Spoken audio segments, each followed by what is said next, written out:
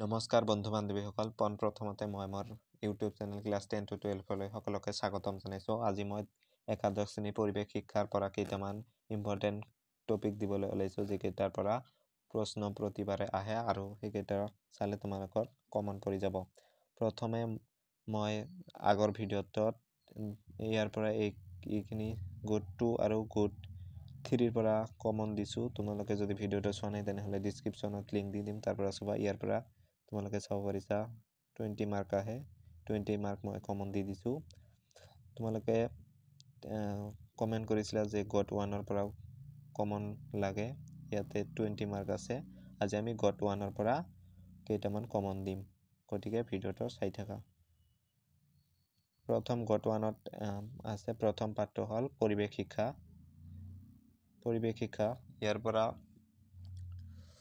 ইয়াৰ পৰা চাবা, এইটো এনভাইৰনাৰ শব্দটো ক'ৰ পৰা উৎপত্তি হৈছে। এনভাইৰনমেণ্ট শব্দটো ক'ৰ পৰা উৎপত্তি হৈছে? উত্তৰ হ'ব এনভাইৰনাৰৰ পৰা উৎপত্তি হৈছে, ফৰাচী শব্দ এইটো। তাৰপিছত নেক্সট চাবা, পৰিৱেশৰ উপাদানসমূহ। পৰিৱেশৰ উপাদানসমূহ 3টা উপাদান আছে। প্ৰথম অজৈৱিক, জৈৱিক আৰু শক্তি উপাদান। তাৰপিছত নেক্সট চাবা, অজৈৱিক অথবা ভৌতিক পৰিৱেশক 3টা ভাগত ভগাব পাৰি। এইকেইটা হ'ল ভূমণ্ডল, জলমণ্ডল, বায়ুমণ্ডল। এই 3টা ভাগত ভাগ কৰিব পাৰি, ভাগ 3টা মনত ৰাখিবা। তাৰপিছত নেক্সট ইম্পৰ্টেণ্ট হ'ল পৰিৱেশৰ অংশসমূহ। 4টা অংশ আছে, বায়ুমণ্ডল, জলমণ্ডল, ভূমণ্ডল, জীৱমণ্ডল। এই 4টা মনত ৰাখিবা। তাৰপিছত নেক্সট ইম্পৰ্টেণ্ট হ'ল এইখিনি প্ৰধান উপাদান। বায়ুমণ্ডলৰ প্ৰধান উপাদান কি হয়? নাইট্ৰজেন আৰু অক্সিজেন। নাইট্ৰজেন কিমান % আছে, অক্সিজেন কিমান % আছে মনত ৰাখিবা। তাৰপিছত লঘু উপাদান আৰ্গন কিমান % আছে আৰু কাৰ্বন ডাই অক্সাইড কিমান % আছে মনত ৰাখিবা। এইখিনি মনত ৰাখিলে হৈ গ'ল ইয়াৰ পৰা। তাৰপিছত নেক্সট চাবা, ইয়াৰ পৰা 4টা স্তৰ আছে। 4টা স্তৰৰ এইটো মনত ৰাখিবা যে শেষৰটো স্তৰ কি? উত্তৰ হ'ব থাৰ্মোস্ফিয়াৰ। তাৰপিছত নেক্সট ওজন স্তৰৰ বিষয়ে চমু টকা আহিব পাৰে 2 মাৰ্কৰ, গতিকে এইটো পঢ়ি যাবা। তাৰপিছত নেক্সট জলমণ্ডলৰ বিষয়ে চমু টকা আহে 2 মাৰ্কৰ বাবে। 2 মাৰ্কৰ বাবে চমু টকাৰ বাবে তোমালোকে চাই থবা জলমণ্ডলৰ বিষয়ে। এইখিনি ইমান দূৰ পঢ়িব নালাগে, ইয়াৰ পৰা সৰুকে এটা লিখি দিলে 2 মাৰ্ক পাই। ইয়াৰ পৰা লিখিব পাৰা যে পৃথিৱীৰ পানীৰ দ্বাৰা প্লাবিত পৃথিৱীৰ ভূভাগৰ, এইখিনি লিখি দিবা আৰু তোমালোকে স্ক্ৰীনশ্বট লৈ পঢ়িব পাৰা।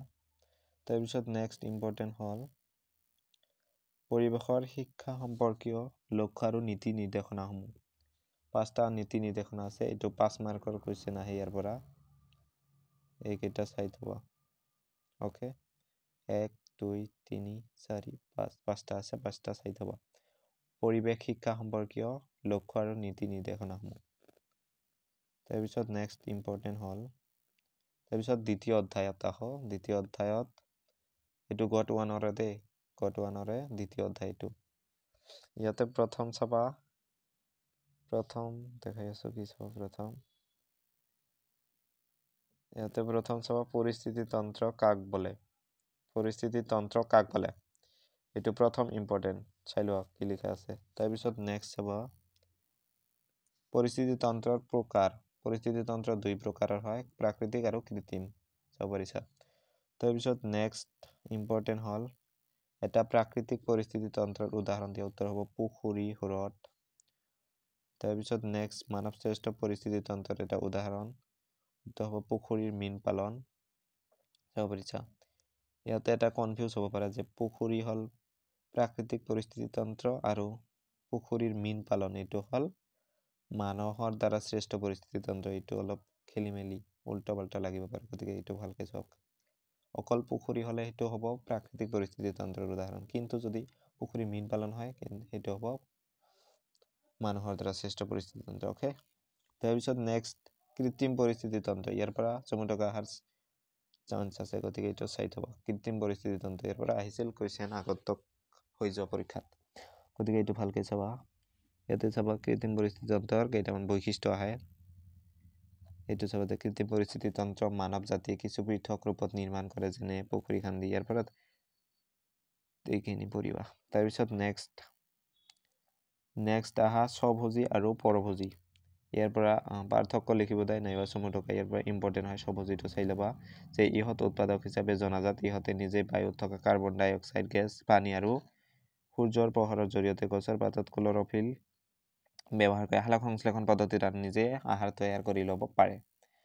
তাৰপিছত নেক্সট আৰু এইফালে আছে কেতবোৰ অণুজীৱ আছে যিবোৰ জৈৱিক পদাৰ্থ ক্ষুদ্ৰ অণুবীক্ষিত জাৰণ প্ৰক্ৰিয়াৰ জৰিয়তে। তাৰপিছত নেক্সট পৰভোজী চাবা, যেহেতু পাৰ্থক্য আহে গতিকে স্বভোজী পৰভোজী গোটেইটো দুয়োটাই চাব লাগিব। প্ৰথম চাবা এই শ্ৰেণীৰ এইখিনি চাবা আৰু তাৰপিছত নেক্সট ক্ষুদ্ৰ উপভোক্তা। ক্ষুদ্ৰ উপভোক্তা দুটাৰ নাম মনত ৰাখিবা, বেক্টেৰিয়া, ফাংগাছ। ক্ষুদ্ৰ উপভোক্তা। তাৰপিছত নেক্সট খাদ্য শৃংখল কাক বোলে? ভেৰি ইম্পৰ্টেণ্ট হয়। যিকোনো পৰিস্থিতি তন্ত্ৰত কোনো জীৱই আহাৰ গ্ৰহণ কৰা আৰু অইন জীৱৰ দ্বাৰা ভক্ষণপ্ৰাপ্ত হোৱা অনুক্ৰমিক শৃংখলকেই খাদ্য শৃংখল বোলে। ইম্পৰ্টেণ্ট। তাৰপিছত নেক্সট খাদ্য জাল। Very important. কিছুমান খাদ্য শৃংখল ইটোৰ লগত সিটোৰ সৈতে সংযোগৰ ফলত ঠিক মকৰা জালৰ দৰে খাদ্য জালৰ সৃষ্টি কৰে। কেইবাটাও সংযুক্ত খাদ্য শৃংখলক লৈ গঠিত অন্তঃবৰ্ধনযুক্ত ৰূপকে খাদ্য জাল বুলি কোৱা হয়। ইম্পৰ্টেণ্ট প্ৰশ্ন।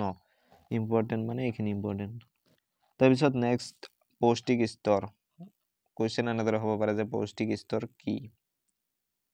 উত্তৰ হ'ব কি, যিকোনো পৰিস্থিতি তন্ত্ৰত প্ৰতিটো জীৱক একেটাকে আহাৰ পৰ্যায় বা স্তৰ হিচাপে গণ্য কৰিব পাৰি। ইয়াকে পৌষ্টিক স্তৰ বুলি গণ্য কৰা হয়। তাৰপিছত নেক্সট ইম্পৰ্টেণ্ট হ'ল বাস্তৱবিদ্যাৰ পিৰামিড। 20 মাৰ্ক পাবলৈ হ'লে এইখিনি ভালকৈ পঢ়িবই লাগিব। বাস্তৱবিদ্যাৰ পিৰামিড এইটো চাবা যে যিকোনো পৰিস্থিতি তন্ত্ৰত একেবাৰে নিম্ন স্তৰৰ উৎপাদকসকলৰ পৰা উচ্চ স্তৰলৈকে সৰ্বোচ্চ স্তৰলৈকে উপভোক্তাবিলাকৰ ক্ৰমিক পৌষ্টিক স্তৰৰ গাঁথনিৰ ক্ৰিয়াকৰ্মৰ গ্ৰাফিক ৰূপকে বাস্তৱবিদ্যাৰ পিৰামিড বোলে। এইটো ইম্পৰ্টেণ্ট হয়, বাস্তৱবিদ্যাৰ পিৰামিড কাক বোলে। তাৰপিছত বাস্তৱবিদ্যাৰ পিৰামিড তিনিটা হয়, সংখ্যাৰ পিৰামিড, শক্তি পিৰামিড, জৈৱিক ভৰা পিৰামিড। চাব পাৰিছা তিনিটা মনত ৰাখিবা। তাৰপিছত নেক্সট আহা তৃতীয় অধ্যায় জৈৱ বৈচিত্ৰ্য আৰু ইয়াৰ সংৰক্ষণ। গট 1ৰে হয়, জৈৱ বৈচিত্ৰ্য আৰু ইয়াৰ সংৰক্ষণ। ইয়াৰ পৰা ইম্পৰ্টেণ্ট হ'ল, মই দেখাই আছো, ইয়াৰ পৰা ইম্পৰ্টেণ্ট হ'ল এইটো জৈৱ বৈচিত্ৰ্য সংৰক্ষণৰ দুটা উপায়। দুই ধৰণৰ হ'ব পাৰে জৈৱ বৈচিত্ৰ্য সংৰক্ষণ। প্ৰথম অন্তঃ সংৰক্ষণ, বহি সংৰক্ষণ। ইয়াৰ পৰা কুৱেশ্যন আগতে আহিছিল গতিকে ভালকৈ চাব এইটো। তাৰপিছত নেক্সট অন্তঃ সংৰক্ষণৰ বিষয়ে ইয়াত দিয়া আছে। এতিয়া ভাৰতত 533খনতকৈ অধিক ৰাষ্ট্ৰীয় উদ্যান আছে, চাব পাৰিছা। তাৰপিছত নেক্সট অসমত 22খন বন্যপ্ৰাণী অভয়াৰণ্য আছে। তাৰপিছত বহি সংৰক্ষণৰ বিষয়েও দিয়া আছে, ইয়াতে চাব পাৰিছা। তাৰপিছত নেক্সট চাবা এইকেইটা যে পৰিৱেশ সুৰক্ষা আইন কিমান চনত গঠন কৰা হৈছিল। তাৰপিছত বন সুৰক্ষা আইন কিমান চনত গঠন কৰা হৈছিল, ইয়াৰ পৰা কুৱেশ্যন প্ৰায় আহে। তাৰপিছত বন্যপ্ৰাণী সুৰক্ষা আইন 1972 চনত আৰু বন্যপ্ৰাণী সুৰক্ষা সংশোধিত আইন 1991 চনত। ইয়াৰ পৰা এটা কুৱেশ্যন অহাৰ চান্স আছে 1 মাৰ্কৰ বাবে। তাৰপিছত নেক্সট চতুৰ্থ অধ্যায় প্ৰাকৃতিক সম্পদ। প্ৰাকৃতিক সম্পদৰ পৰা চাবা এইটো প্ৰাকৃতিক সম্পদ দুই প্ৰকাৰৰ হ'ব পাৰে, ইজি হয়, নৱীকৰণযোগ্য আৰু অনৱীকৰণযোগ্য সম্পদ অযোগ্য। তাৰপিছত নেক্সট বিভিন্ন ধৰণৰ প্ৰাকৃতিক সম্পদসমূহ, বনজ সম্পদ, জলজ সম্পদ, ভূমি সম্পদ, খনিজ সম্পদ, খাদ্য চাব পাৰিছা। তাৰপিছত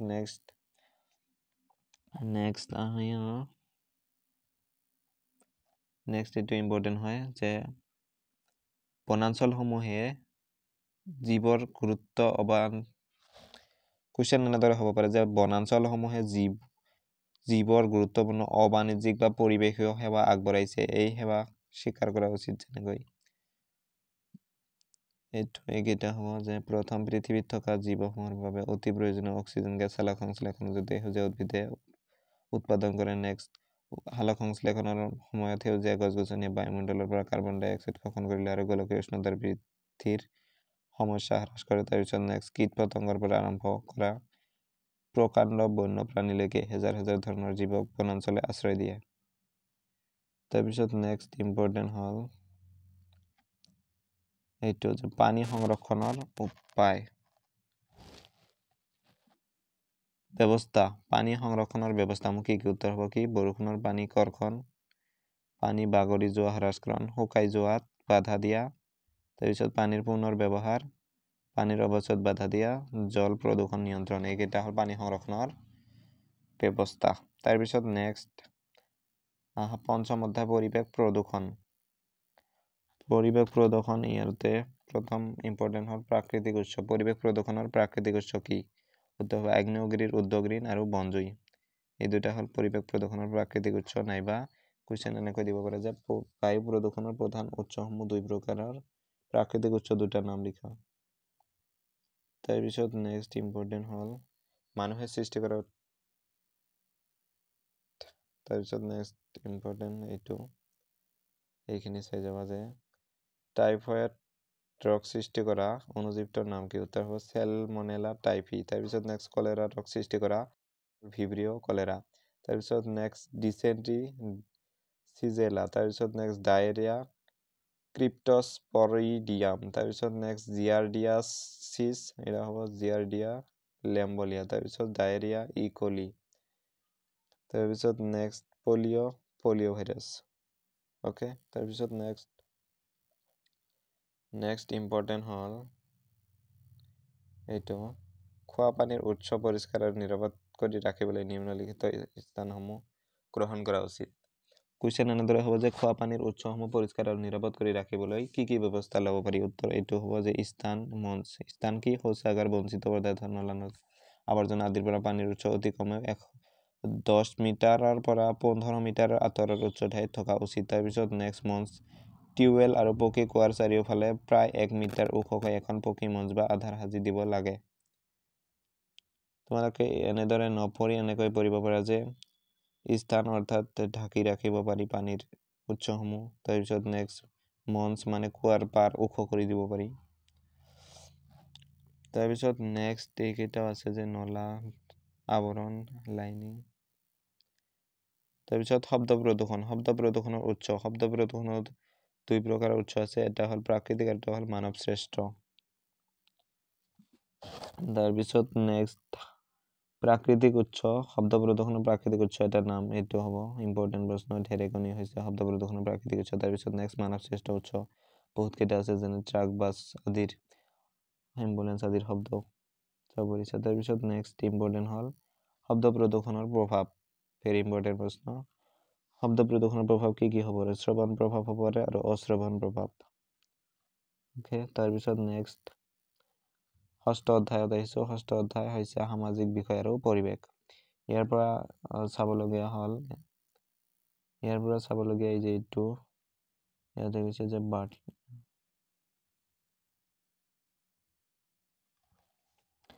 বাৰ্টলেণ্ডৰ মতে বহনক্ষম উন্নয়ন হৈছে। কুৱেশ্যন এনেদৰে হয় যে বহনক্ষম উন্নয়ন কি? উত্তৰ এইটো হ'ব যে বাৰ্টলেণ্ডৰ মতে বহনক্ষম উন্নয়ন হৈছে এনে এক উন্নয়ন যি ভৱিষ্যত প্ৰজন্মক তেওঁলোকৰ নিজা প্ৰয়োজনখিনি আহৰণ কৰিব পৰা সক্ষমতাৰ লগত কোনো আপোচ নকৰাকৈ বৰ্তমানৰ প্ৰয়োজনসমূহ পূৰণ কৰে। তাৰপিছত নেক্সট ইম্পৰ্টেণ্ট হ'ল শক্তি সংৰক্ষণৰ অৱলম্বন কৰিব পৰা ব্যৱস্থা কেইটামান চাব বিচাৰিছে। এইকেইটা হয় পেট্ৰলিয়াম, কয়লা, প্ৰাকৃতিক গেছ, ইউৰেনিয়াম আদি জীৱাশ্ম ইন্ধন আৰু নৱীকৰণ অযোগ্য শক্তি সম্পদৰ পৰিৱৰ্তে সৌৰ শক্তি, বায়ু শক্তি, জৈৱ গেছ আদি পুনৰ নৱীকৰণযোগ্য শক্তিৰ সম্পদৰ ব্যৱহাৰ। তাৰপিছত নেক্সট নম্বৰ যথেষ্টভাৱে শক্তি সংৰক্ষণ কৰিব পৰা অধিক কাৰ্যদক্ষ প্ৰযুক্তিৰ উদ্ভাৱন। তাৰপিছত নম্বৰটো চাই লোৱা এইকেইটা। তাৰপিছত আৰু আছে এইকেইটা চাই লোৱা, 5 মাৰ্কৰ বাবে অহাৰ সম্ভাৱনা আছে। তাৰপিছত নেক্সট বৰষুণৰ পানী কৰ্ষণৰ উদ্দেশ্যসমূহ হৈছে প্ৰথমটো হ'ল বাগৰি গৈ নষ্ট হোৱা কাৰ্য হ্ৰাস কৰা। 2 নম্বৰ হ'ল পানীৰ বৰ্ধিত চাহিদা পূৰণ কৰা। 3 নম্বৰ হ'ল ভূগৰ্ভৰ পানীৰ ওপৰত পৰা হেঁচা হ্ৰাস কৰা। তাৰপিছত পানী পুনৰ একেলগে কৰি ৰখা প্ৰক্ৰিয়াকে ভূগৰ্ভৰ পানী সংৰক্ষণ বোলে। তাৰপিছত বৰষুণৰ পানী সংৰক্ষণৰ সুবিধা কি কি সুবিধা হয় বৰষুণৰ পানী সংৰক্ষণ কৰিলে? কেইটামান সুবিধা আছে চাই লোৱা।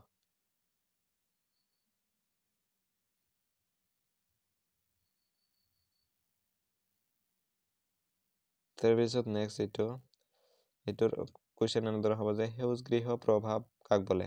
উত্তৰ এইটো হ'ব এইখিনি, সেউজ গৃহ প্ৰভাৱ কাক বোলে? এনেদৰে প্ৰশ্ন আহিব পাৰে 2 মাৰ্কৰ। তাৰপিছত নেক্সট গোলকীয় উষ্ণায়ন বা উষ্ণতা বৃদ্ধি কি? এইটোৰ উত্তৰ হ'ব, মই দেখাই আছো, উত্তৰ এইখিনি হ'ব 1 মাৰ্কৰ বাবে হ'লে এইটো হ'ব আৰু যদি 3 মাৰ্কৰ আহে 3 মাৰ্কৰ নাহে সাধাৰণতে 5 মাৰ্কৰ আহে 5 মাৰ্কৰ আহিলে